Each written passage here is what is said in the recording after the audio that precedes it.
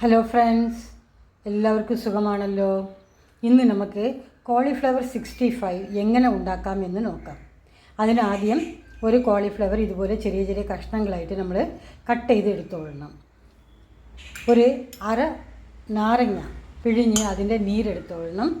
ഇഞ്ചി വെളുത്തുള്ളി പേസ്റ്റ് വേണം. ആവശ്യത്തിനുള്ള ഉപ്പ്, മുളക് പൊടി, മഞ്ഞൾപ്പൊടി, ഗരം മസാല പൊടി, ചിക്കൻ പൗഡർ അല്ലെങ്കിൽ മട്ടൺ പൗഡർ ഉണ്ടെങ്കിൽ, മസാല പൗഡർ ഉണ്ടെങ്കിൽ അതുകൂടെ ചേർക്കാം. പിന്നെ 2 സ്പൂൺ കോൺഫ്ലവർ അല്ലെങ്കിൽ മൈദ മാവ് എടുക്കണം. ഞാനിവിടെ മൈദ മാവാണ് 2 സ്പൂൺ എടുത്തിരിക്കുന്നത്. പിന്നെ 2 സ്പൂൺ അരിപ്പൊടി ലാസ്റ്റിൽ ചേർക്കാനുള്ളത്. ആവശ്യത്തിനുള്ള ഉപ്പ് കൂടെ ചേർക്കണം. നമുക്ക് ഇനി ഇതെങ്ങനെയാണ് മിക്സ് ചെയ്ത് എടുക്കേണ്ടതെന്ന് പറഞ്ഞ് നമുക്ക് നോക്കാം. ആദ്യം ഈ നാരങ്ങ നീര് ചേർത്ത് നന്നായിട്ട് നമ്മൾ കൈവച്ച് തന്നെയാണ് കുഴച്ചെടുക്കേണ്ടത് കേട്ടോ. നന്നായിട്ട് ഇതിനെ മിക്സ് ചെയ്തെടുക്കണേ. നന്നായിട്ട് മിക്സ് ചെയ്തതിന് ശേഷം പിന്നെ അത് കഴിഞ്ഞിട്ട് ഇഞ്ചിയും വെളുത്തുള്ളിയും പേസ്റ്റ് ഇടണം. അതും ഇട്ട് നന്നായിട്ട് മിക്സ് ചെയ്യണം. അത് കഴിഞ്ഞിട്ട് ആവശ്യത്തിനുള്ള ഉപ്പ് നിങ്ങൾ നന്നായിട്ട് മിക്സ് ചെയ്തോളണേ. ഞാൻ ലാസ്റ്റിൽ എല്ലാം കൂടെ നന്നായിട്ട് മിക്സ് ചെയ്യും. ആവശ്യത്തിനുള്ള ഉപ്പ് ചേർക്കണേ. ഇതും ഇട്ട് നന്നായിട്ട് മിക്സ് ചെയ്യണം. നന്നായിട്ട് മിക്സ് ചെയ്യണം കേട്ടോ.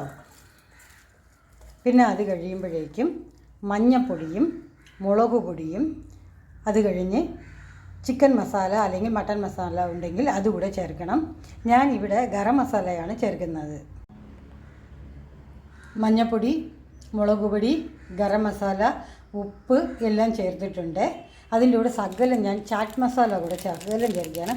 ഒരു നുള്ള് ജസ്റ്റ് പേരിന് ചാറ്റ് മസാല കൂടെ സകലം ഒന്ന് ചേർക്കുക.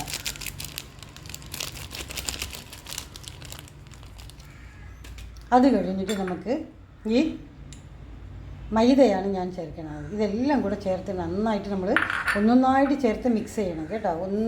ഇങ്ങനെ നന്നായിട്ട് മിക്സ് ചെയ്യുക. നന്നായിട്ട് മിക്സ് ചെയ്തതിന് ശേഷം ലാസ്റ്റിലാണ് അരിപ്പൊടി ചേർത്ത് നമ്മൾ മിക്സ് ചെയ്യേണ്ടത്. അരിപ്പൊടി ചേർക്കുന്നത് നല്ല ക്രിസ്പി ആയിട്ടിരിക്കാൻ വേണ്ടിയിട്ടാണ് നമ്മൾ അരിപ്പൊടി ചേർക്കുന്നത്. എന്നിട്ട് 10 മിനിറ്റ് നമ്മൾ മാറ്റി വയ്ക്കണം. മാറ്റി വെച്ചതിന് ശേഷം നമ്മൾ പൊരിച്ചെടുക്കണം. കണ്ടോ, നന്നായിട്ട് മിക്സ് ചെയ്ത് എടുത്തിട്ടുണ്ട്.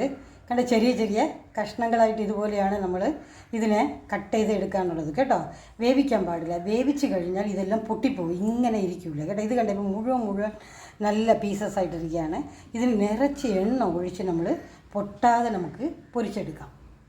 കറിവേപ്പിലയും കൂടെ ചേർത്താണ് നമ്മൾ പൊരിച്ചെടുക്കേണ്ടത്. ഞാനൊരു 200 ml വെളിച്ചെണ്ണയാണ് ഒഴിച്ചിരിക്കുന്നത്. ഇതുപോലെ നമ്മൾ സ്ലോ ഫ്ലെയിമിലിട്ട് പൊരിച്ചെടുക്കണം. സ്ലോ ഫ്ലെയിമിലിടണം. കാരണം നന്നായിട്ട് കോളിഫ്ലവർ വെന്ത് വരണ്ടേ, അതിന് വേണ്ടിയിട്ടാണ്. നന്നായിട്ട് വേകണം. നല്ല തിരിച്ചു മറിച്ചിട്ട് വേവണം. ഇത് പൊട്ടിപ്പോകില്ല. കാരണം നമ്മൾ വേവിച്ചിട്ടില്ലല്ലോ. അതുകൊണ്ട് ഇത് അതുപോലെ നല്ല ക്രിസ്പി ആയിട്ട് പൊട്ടാതെ നമുക്ക് നല്ല കോളിഫ്ലവർ 65 കിട്ടും. നമ്മുടെ കോളിഫ്ലവർ 65 റെഡിയായി കേട്ടോ. നല്ല ടേസ്റ്റായിരിക്കും. ഇത് എല്ലാവരും ഇതുപോലെ ഒന്ന് ഉണ്ടാക്കി നോക്കണം കേട്ടോ. ടേസ്റ്റ് എങ്ങനെ ഉണ്ടായിരുന്നെന്ന് പറയണം. ഈ വീഡിയോ ഇഷ്ടപ്പെടുകയാണെങ്കിൽ ലൈക്ക് ചെയ്യണം, ഷെയർ ചെയ്യുക, സബ്സ്ക്രൈബ് ചെയ്യുക. സബ്സ്ക്രൈബ് ചെയ്ത എല്ലാവർക്കും ഒത്തിരി നന്ദി.